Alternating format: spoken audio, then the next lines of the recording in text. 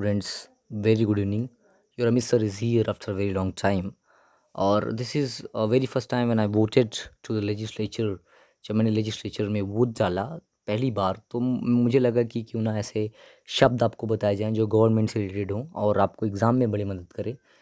आज मैं कुछ ऐसे शब्दों के साथ आया हूँ आपके सामने जो आपको एग्ज़ाम में मदद तो करेंगे ही, वैसे भी being a citizen of any country, being citizen of any country and अगर आप किसी देश के नागरिक हैं, किसी शहर में रहते हैं, किसी गली चौबारे में रहते हैं, तब पर भी आपको ये सारे शब्द जानने ही चाहिए। वैसे भी we have to accelerate the level of vocab ना, हमको अपने लेवल ऑफ वोकैब को बढ़ाना है, तो शब्द को जानना बड़ा ज़रूरी है। हालाँकि ये जितने भी शब्द हैं आपको पूछे ही जाएँगे एग्ज़ाम में, तो एग्ज़ाम के पॉइंट ऑफ व्यू से भी ज़रूरी हैं। और क्योंकि देश के नागरिक होने के नाते, अ, किसी गली चौबारे में रहने के नाते, you have to know all these words, okay? Because words play a very important role always. हमेशा शब्दों का, words always play a very significant role in our life. हमारे जीवन में शब्दों का बड़ा महत्व होता है। ये मैं कई बार आपको बता चुका हूँ और इसका आभास आपको स्वयं भी हो जाएगा। अगर हो चुका है तो आप जानते नहीं, हो नहीं, अगर नहीं हुआ है तो definitely the time will come when you realise it. Okay, आगे चलते हैं। हमारे सामने पहला शब्द है एनाकी। अच्छा, या before I begin let me tell you one thing more, कि इन शब्दों का जो प्रोनाउंसिएशन है मैं आपको करेक्टली बताऊंगा। यार क्योंकि ये एक एरिया होता है, प्रोनाउंसिएशन, उच्चारण की एक ऐसी एरिया होती है जहाँ पर लोग कम ध्यान देते हैं, जिसकी वजह से हमको बहुत डिफ़िकल्टी फेस करनी पड़ जाती है आगे चल करके इंटरव्यू वगैरह में। तो क्योंकि भाई अगर बोलने का तरीका ही, अगर हम जो बोल रहे हैं उसका सही प्रोनाउंसिएशन, उच्चारण ही अगर हम गलत करें, तो फिर सही प्रोनाउंसिएशन ना दे पाएँ, उच्चारण ही गलत करें, तो काफ़ी चीज़ें गड़बड़ हो जाती हैं, सुव्यवस्थित नहीं हो पाती। तो ये भी आपको ध्यान देना है। हमारे सामने जो पहला शब्द है वो अनाकी है। अनाकी पढ़ेंगे इसको, आप एनार्की वगैरह मत पढ़ना किसी के बहकावे में आकर के, क्योंकि आप समझदार हो तो आप लोग वैसे भी समझदार हो। आगे चलते हैं, अनाकी पढ़ेंगे इसको। अनाकी का मतलब होता है एब्सेंस ऑफ गवर्नमेंट, मतलब देयर इज़ नो रूल, जब कोई शासन ही ना हो, गवर्नमेंट ही ना हो, सरकार ही ना हो, जिसको हिंदी में अगर हम कहें तो अराजकता, क्या कहेंगे उसको? अराजकता। अराजकता मतलब कोई शासन ही ना हो, तो उसको कहेंगे अनाकी। The second word is which is very important for you, aristocracy. Aristocracy ना, इसको क्या कहेंगे? अरिस्टोक्रेसी। अरिस्टोक्रेसी का मतलब होता है government by the nobles and lords, जब बड़े बड़े लोगों का, भाई नोबल्स और लॉर्ड्स का शासन हो। मतलब हिंदी में कहते हैं ऐसे लोगों को, मतलब ऐसे लोगों को जो क्लास होता है उसको कहते हैं अभिजात वर्ग। अभिजात वर्ग या कुलीन लोग जैसे। तो जब कुलीन लोगों का शासन हो, अभिजात वर्ग हाई क्लास लोगों का शासन हो, नोबल्स और लॉर्ड्स लोगों का शासन हो, तो उसको कहते हैं कुलीन तंत्र हिंदी में, और इंग्लिश में कहते हैं अरिस्टोक्रेसी। Clear no? आगे चलते हैं।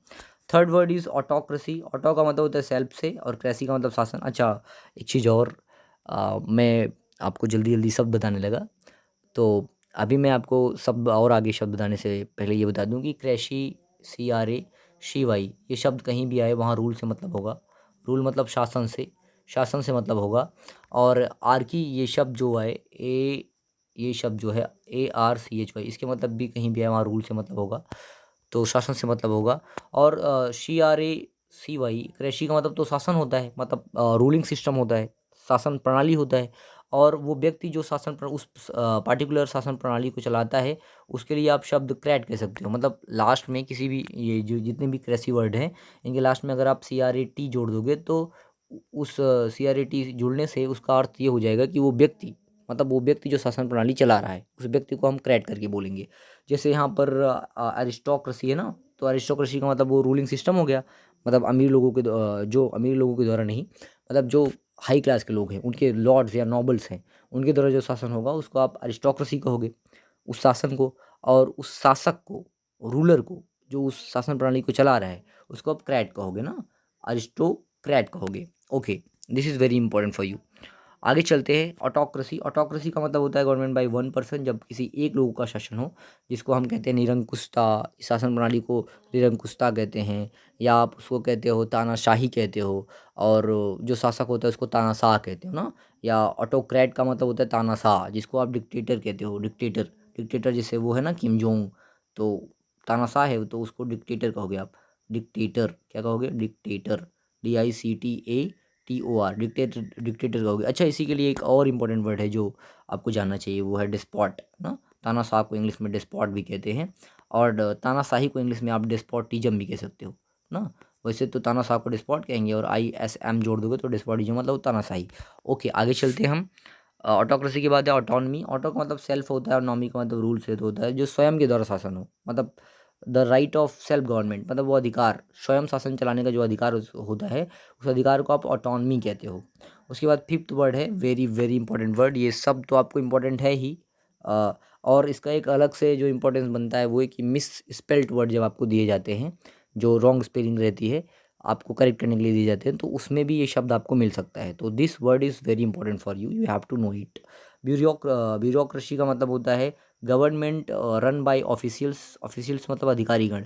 जब अधिकारीगण लोग शासन करने लग जाए ना, तो उसको ब्यूरोक्रेसी कहते हैं, मतलब नौकरशाही, जिसको हिंदी में आप कहोगे नौकरशाही या अफसरशाही, अफसरशाही या नौकरशाही कहोगे।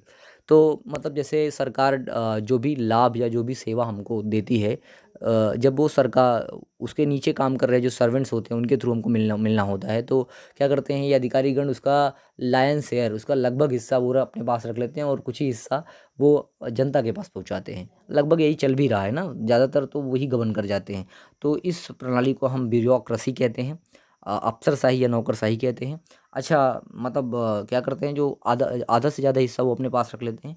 अच्छा, जो मुख्य हिस्सा होता है किसी भी चीज़ का, मतलब बेस्ट पार्ट ऑफ समथिंग, उसको लायंस शेयर कहते हैं। लायंस शेयर मतलब बेस्ट पार्ट ऑफ समथिंग। जैसे पिताजी ने 20 रुपये दिए, 15 रुपये आपके बड़े भाई ने रख लिया, 5 रुपये आपको दिया मेला देखने के लिए, तो वो उन्होंने क्या किया, लायंस शेयर रख लिया। LION lion's share, SHARE, let me write it again, LION lion SHARE, lion share मतलब बेस्ट पार्ट ऑफ समथिंग, उसको लायन शेयर कहेंगे। ओके, आगे चलते हैं। ये हो गया ब्यूरोक्रेसी। उसके बाद है डेमोक्रेसी, ये हम सब लोग जानते हैं।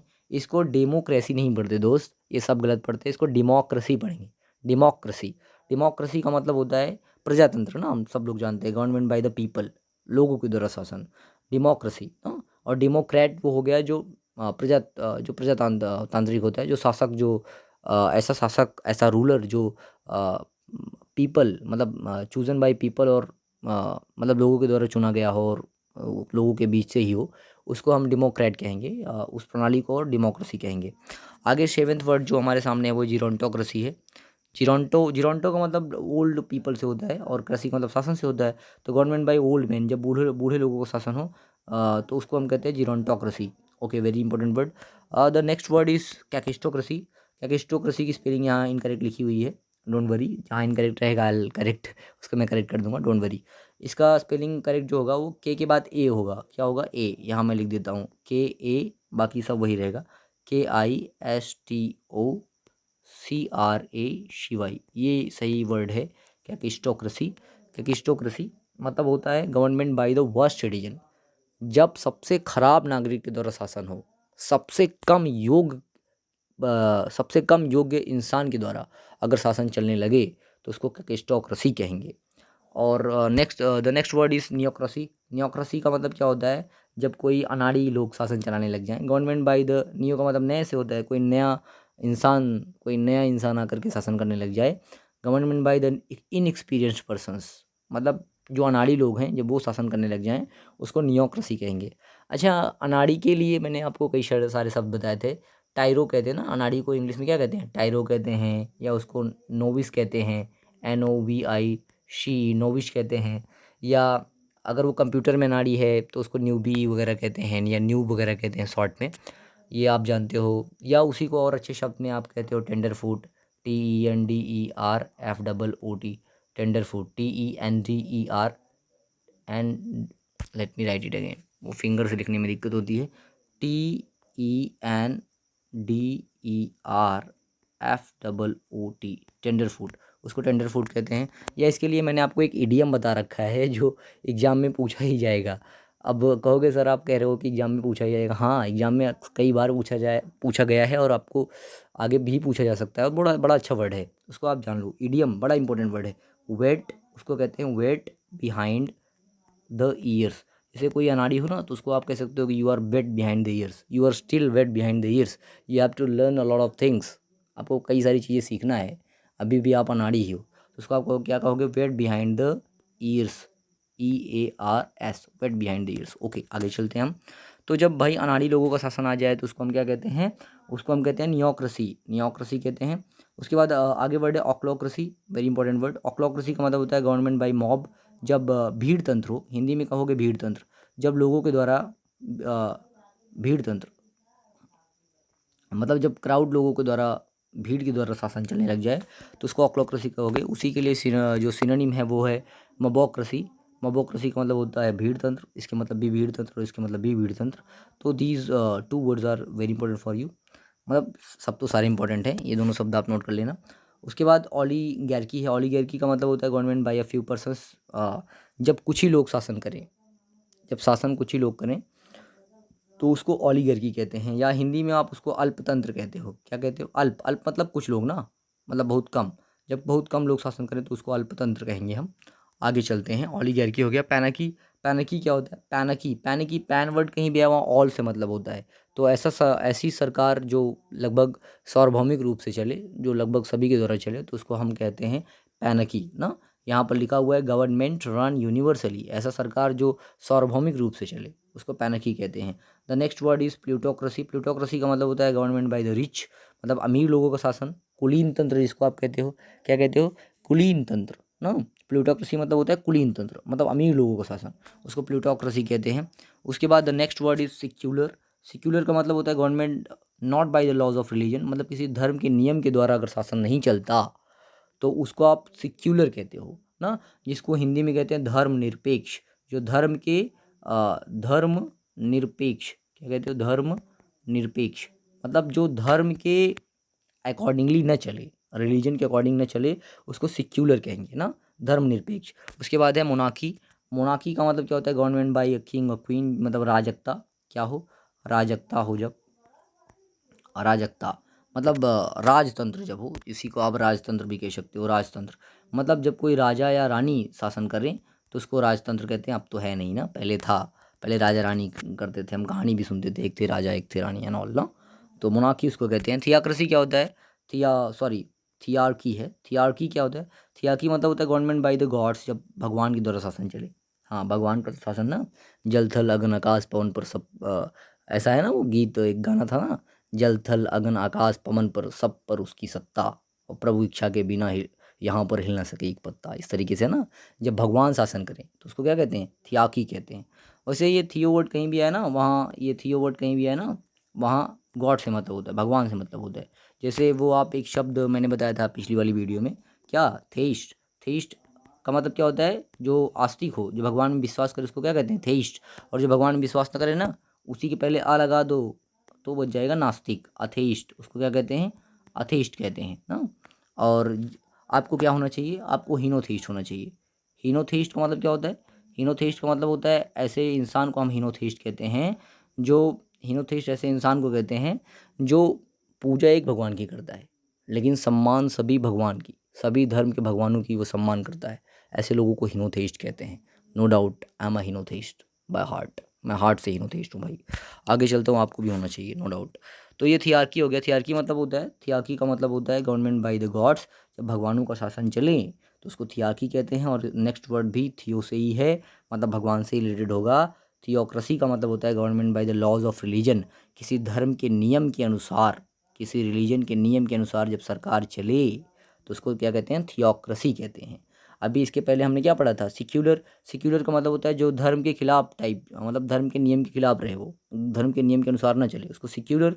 और जो धर्म के नियम के अनुसार चले उसको थियोक्रेसी कहते हैं। तो ये आप एक ही वीडियो में दोनों का एंटोनिम आपको मिल गया, और ये सारे शब्द आपको बहुत बहुत ज़्यादा इंपॉर्टेंट है। बस आज के लिए इतना ही। Thank you for watching me and please subscribe to the channel and also share it with your friends. Thank you.